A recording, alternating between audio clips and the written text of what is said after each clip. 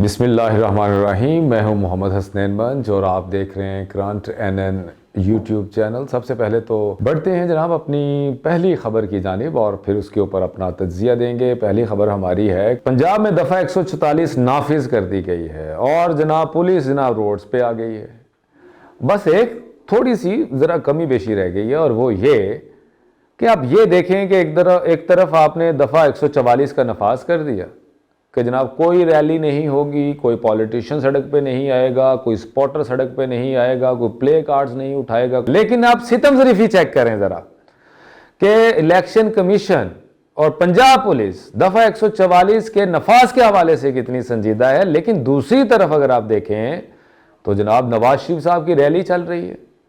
और मौनी रोड पे चल रही है और लोगों का हजूम है, हजूम दर हजूम, लोगों को इकट्ठे कर रहे हैं जनाब। लोग इकट्ठे हो रहे हैं, खाबे खा रहे हैं, जा रहे हैं, आ रहे हैं, प्ले कार्ड्स उठाए हुए हैं और उनको कोई रोकने वाला नहीं है। और उनको कोई रोकने वाला क्यों नहीं है भाई? अगर कानून आपने बना दिया, दफ़ा 144 का नफाज कर दिया, तो अगर आप दूसरी सियासी जमातों को, एक सियासी जमात को फ़ायदा दे रहे हैं, दूसरी सियासी जमात को आप जनाब अंदर धकेल रहे हैं। और उसकी मिसाल आपको दूं कि जनाब साबिक गवर्नर पंजाब लतीफ़ खोसा साहब, उनके घर पुलिस पहुंच गई। रैली मियां मोहम्मद नवाज शरीफ की चल रही है मौनी रोड पे, दफ़ा 144 पूरे पंजाब में नाफिज है, लेकिन पुलिस जा रही है खोसा साहब के घर।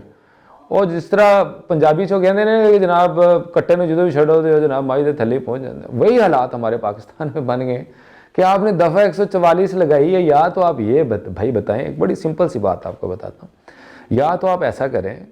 कि आप एक दफ़ा 144 का जो नफाज है आप कैटेगोरिकली बता दें। बड़ी पते की बात मैं इलेक्शन कमीशन पंजाब या एडमिनिस्ट्रेशन को, पंजाब पुलिस को बताना चाहता हूँ। कैटेगोरिकली बताएं कि भाईजान ये जितने भी कवानीन हम बना रहे हैं, जो भी हम एमरजेंसीज नाफिज कर रहे हैं, वो तहरीक इंसाफ के लिए है या किसी और दीगर सियासी जमात के लिए भी होगी। वो नवाज शरीफ साहब या मरीम नवाज साहिबा या शहबाज शरीफ या नून लीग के हवाले से हमारी कोई दफ़ा 144 नहीं है और ना ही हम इस तरह का काम करने के अहल हैं, ना ही हम कानून साहब के लिए बराबर है इसको इस्टेब्लिश करने के अहल हैं। आज हेयरिंग थी इस्लामाबाद में, सुप्रीम कोर्ट ऑफ पाकिस्तान उसकी हेयरिंग कर रहे थे जनाब चीफ जस्टिस साहब, और जिसमें काफ़ी दलाइल भी दिए गए और कासिम सूरी के जो वकील थे नईम बुखारी साहब, उनका मुकालमा भी हुआ चीफ जस्टिस ऑफ पाकिस्तान के साथ, काजी फ़ाइज़ ईसा साहब के साथ। चलें इस मुकालमे के बारे में तो बाद में बात करेंगे, लेकिन जो सबसे इम्पोर्टेंट बात थी आज की जो हेयरिंग थी, आज की डिस्कशन थी सुप्रीम कोर्ट ऑफ पाकिस्तान में, कासिम सूरी के हवाले से बड़ी ज़बरदस्त किस्म की डिस्कशन सामने आई और जिसमें कासिम सूरी के हवाले से चीफ जस्टिस ऑफ पाकिस्तान ने यहाँ तक कहा कि इसके ऊपर आइन शिकनी का जो मुकदमा है कासिम सूरी के ऊपर वो भी चलाना चाहिए, और उस हवाले से भी काफ़ी संजीदा गुफ्तगू हुई। लेकिन कासिम सूरी की जो हेयरिंग है या कासिम सूरी का जो एक्ट था और उसके ऊपर चीफ जस्टिस पाकिस्तान काजी फ़ाइज़ ईसा ने जो रिमार्क्स दिए वो अपनी जगह पे हैं, लेकिन बात जो सोचने और समझने वाली है वो ये है कि कासिम सूरी जो कि डिप्टी स्पीकर थे और जिन्होंने जब इस तरह कार्रवाई अमल में लाई गई और जिसके ऊपर ये कहा गया कि आपने जजेस का फ़ैसला नहीं माना, उसके ऊपर उनको संगीन आइन शिकनी के हवाले से मुकदमात का सामना भी करना पड़ रहा है। लेकिन मेरा सवाल बहुत ही सादा है चीफ जस्टिस ऑफ पाकिस्तान से। वो सादा सवाल ये है कि जिस तरह उन्होंने कहा कि कासिम सूरी ने आइन के मुताबिक फ़ैसला नहीं किया या आइन के अंदर रहते हुए फ़ैसला नहीं किया, तो पाकिस्तान में आइन और कानून तो आपको भी मालूम है कि वो एक आम शख्स के लिए मौजूद है। जो बिग गन्स हैं, जो मगरमच्छ हैं, बड़ी मछलियाँ, उनके लिए तो आइन और कानून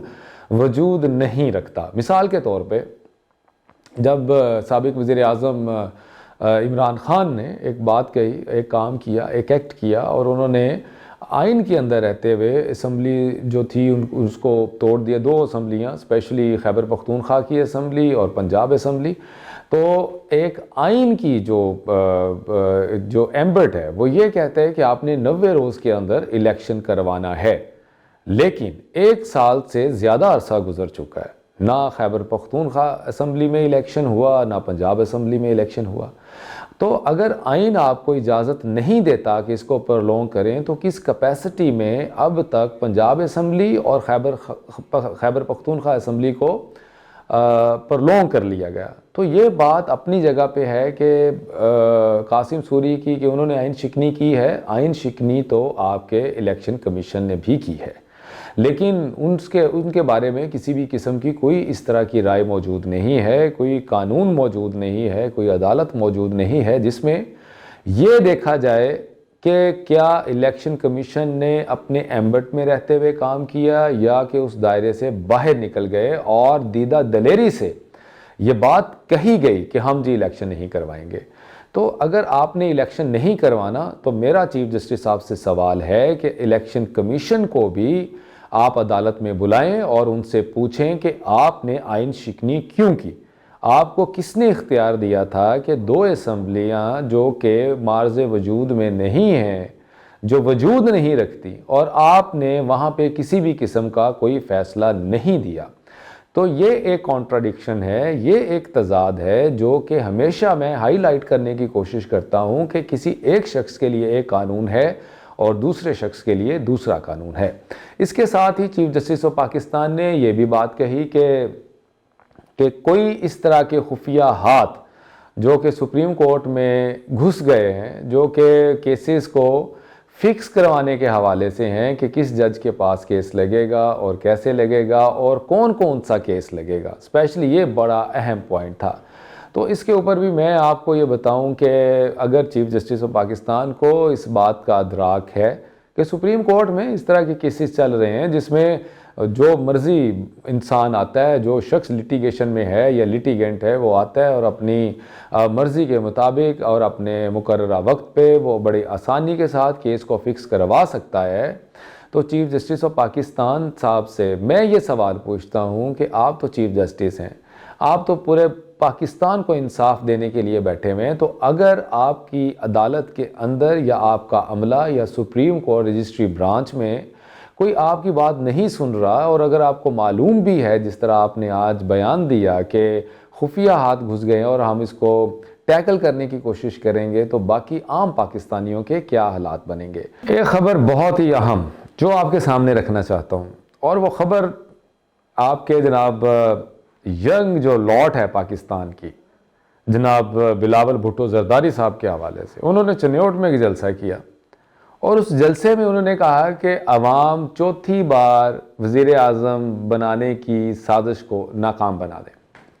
और उसमें बिलावल भुट्टो साहब ने वैसे तो बहुत अच्छी भी बातें की हैं, कुछ वही बातें पुरानी जिसको सुनते सुनते लोग बूढ़े हो चुके हैं, बच्चे जो नौमौलूद थे वो अब जवान हो चुके हैं, और जो जवान थे वो बूढ़े हो चुके हैं, लेकिन स्क्रिप्ट एक ही किस्म का तमाम सियासतदानों के पास है। चाहे आप बिलावल भुट्टो जरदारी की बात कर लें, आप नवाज़ शरीफ की बात कर लें, आप मौलाना फजलुर रहमान की बात कर लें, आप जमात इस्लामी की बात कर लें, किसी भी दीगर सियासी जमात की बात कर लें, आपको स्क्रिप्ट एक ही किस्म का मिलेगा। और वो स्क्रिप्ट क्या होगा कि हम आवाम का दर्द दिल रखते हैं, हम किसी को कुछ नहीं समझते, हम करप्ट लोगों के ख़िलाफ़ हैं, हम करप्ट सियासतदानों के ख़िलाफ़ हैं, उस सियासतदान ने ये कर दिया, उस सियासतदान ने वो कर दिया, उसने पाकिस्तान का बेड़ा गर्क कर दिया, उसने करप्शन कर दी। लेकिन एक बात, ये सारी बातें तो बिलावल भुट्टो जरदारी ने की, लेकिन एक बात जो उन्होंने की वो बड़ी ही अहम थी, वो ये थी कि जनाब हम जब इक़्तिदार में आएंगे तो किसी को सियासी कैदी नहीं बनाएंगे, किसी को पॉलिटिकल विक्टिमाइज़ नहीं करेंगे, हम मेरिट की बात करेंगे, कोई मुकदमेबाजी नहीं होगी, हम पाकिस्तान के हवाले से इंतहाई संजीदा हैं। ये बात उन्होंने की, बहुत अच्छी बात है, मुझे भी बहुत पसंद आई, क्योंकि जो पीपल्स पार्टी है उसका शुरू से मौक़िफ़ भी यही रहा है। क्योंकि अगर आप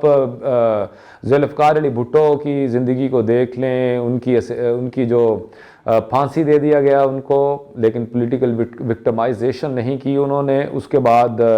बेनज़ीर भुट्टो को आप देख लें, जब वो भी इक़्तिदार में आई, जितना कुछ उनके साथ हो चुका था, उनके वालिद के साथ हो चुका था, उन्होंने भी किसी भी किस्म की पॉलिटिकल विक्टिमाइजेशन नहीं की, अपने सियासी हरीफ़ों को जेलों में नहीं भेजा, उनको फांसियां नहीं दी, उनको कोड़े नहीं मारे, उनके ख़िलाफ़ जाली मुकदमात दायर नहीं किए। उनके बाद आसिफ अली जरदारी साहब का जो दौर था वो भी अच्छा रहा इस हवाले से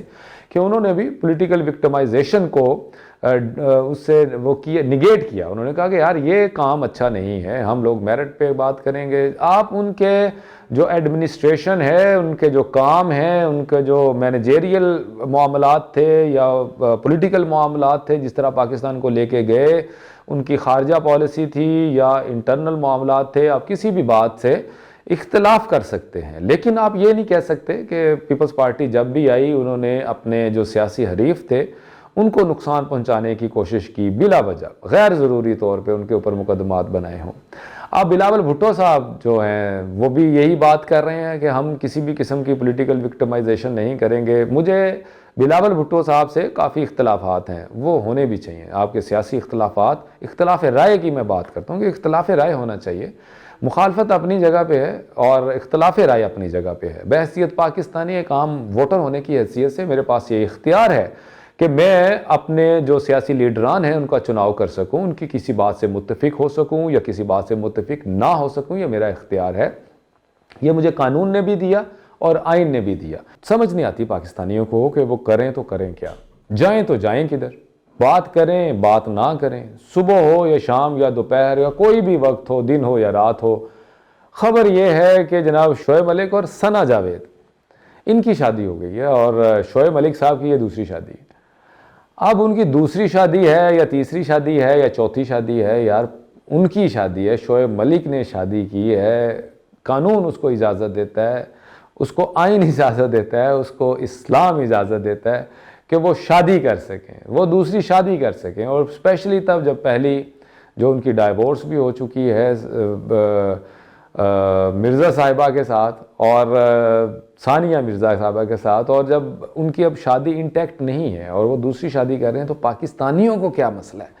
कोई ट्विटर पे बयान दे रहा है कि जनाब जो सानिया मिर्ज़ा है वो मोटी हो चुकी हैं, कोई बयान देता है जनाब शोएब मलिक साहब के साथ उनके ताल्लुकात अच्छे नहीं थे,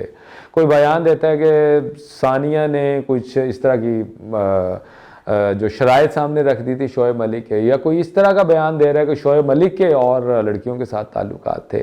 तो शादी हो गई, शादी नहीं हुई, शादी कैसे हुई, दूसरी शादी थी। कुछ लोग तो ये भी ट्विटर पे ट्वीट कर रहे हैं कि शायद उनकी ये तीसरी शादी थी। और भाई खुदा का वास्ता है, उसको सांस ले लेने दें। उसने एक शादी की है, दूसरी शादी की है, उसका बुनियादी हक था। और पाकिस्तानियों को वैसे इस बात के ऊपर भी, खैर पाकिस्तानियों का कसूर भी नहीं है, हमारे जो हुक्मरान हैं उन्होंने ना हमें लीड कर सके, ना हमारी तरबियत कर सके, ना हमें कौम बना सके, ना यकसानियत पैदा कर सके। पाकिस्तान की जो आवाम है जिन्होंने काम करना था वो जनाब वेले बैठे हुए हैं। जब वेले बैठेंगे तो ज़ाहिर है कोई ना कोई किसी न किसी के ऊपर तो बात होगी। और वैसे भी हमारा जो बेहतरीन मशगला है पाकिस्तानियों का वो ये है कि किसी के किरदार के ऊपर बात करना, किसी की ज़ात के ऊपर बात करना, किसी के घर के ऊपर बात करना, किसी के बच्चों पे बात करना, किसी के कारोबार पे बात करना, किसी के मज़हब पे बात करना, किसी के रंग पे बात करना, किसी की नस्ल पे बात करना। ये वैसे भी पाकिस्तानियों को जो बेहतरीन मशगला है वो ये है कि हम एक दूसरे के ख़िलाफ़ बातें करते हैं, बैक बाइटिंग ज़रूर करते हैं और चस्के ले ले के बातें करते हैं। और वैसे कहने के तो हम मुसलमान हैं, लेकिन हमारा इस्लाम से दूर दूर तक कोई ताल्लुक़ वास्ता नहीं है। हम बराए नाम सबसे ज़्यादा पूरी दुनिया में अगर किसी कोई कौम, कोई मुल्क, कोई मुसलमानों में से इस्लाम का नाम सबसे ज़्यादा लेता है तो वो अल्लाह के फजल व करम से वो पाकिस्तानी है। लेकिन मजाल है कि एक भी शख्स पाकिस्तानी इस्लाम के किसी एक पॉइंट पे ही अमल कर ले, किसी एक पॉइंट को ही मान लें और उसी पॉइंट पे ही ज़िंदगी गुजार दें, तो मैं कहता हूँ बड़ा बेहतरीन हो जाएगा। आप हमारी इखलाकी पस्ती का अंदाज़ा, जिस तरह मैंने शोएब मलिक से शुरू किया कि उसकी ज़ाती ज़िंदगी के ऊपर जिस तरह के हमले हो रहे हैं, जिस तरह की बातें उसकी फैमिली के बारे में हो रही हैं, जिस तरह का अंदाज़े गुफ्तगू है हमारा, जिसको मर्ज़ी लताड़ दें, जिसको मर्ज़ी जलील कर लें, जिसको मर्ज़ी ख्वार कर लें। मुझे बस ये एक सवाल पूछना, आप में से कितने ऐसे लोग हैं जिन लोगों का ज़ाती ताल्लुक़ है शोएब मलिक से, जो लोग शोएब मलिक को ज़ाती तौर पर जानते हैं? कितने ही ऐसे लोग हैं जिनके साथ जनाब शाम को शोएब मलिक साहब बैठ के तो चाय पीते हैं, गपशप लगाते हैं, अपना दुख सुख फोलते हैं, राजो नियाज करते हैं? कितने ही ऐसे लोग हैं। तो जब आप किसी शख्स को पर्सनली नहीं जानते, उसकी ज़िंदगी के बारे में आपको कुछ नहीं मालूम, उस शख्स के फ़ैसले के बारे में आप किस तरह उसकी किरदार कुशी कर सकते हैं, किस तरह आप उसको ट्रेंड बना सकते हैं, किस तरह उसको घसीट सकते हैं, वो कितनी ज़हनी अजियत का शिकार बना सकते हैं, तो मेरा पाकिस्तानियों को मशवरा है कि अपने काम से काम रखें। उसने शादी की, कानून के अंदर रहते हुए शादी की, मज़हब के अंदर रहते हुए शादी की, और उसका ये हक़ है कि वो शादी कर सके, उसने वो की। उसका ज़ाती मामला है, वो अच्छा है या बुरा, गलत है या सही, ये उसका अपना ज़ाती फ़ैसला है और उसने वो फ़ैसला लिया। आप लोगों को कोई इख्तियार नहीं पहुंचता कि आप उसके ऊपर तनकीद करें और उसको जनाब ऐसी मिसाल बना दें कि उसकी फैमिली भी डिस्टर्ब हो जाए।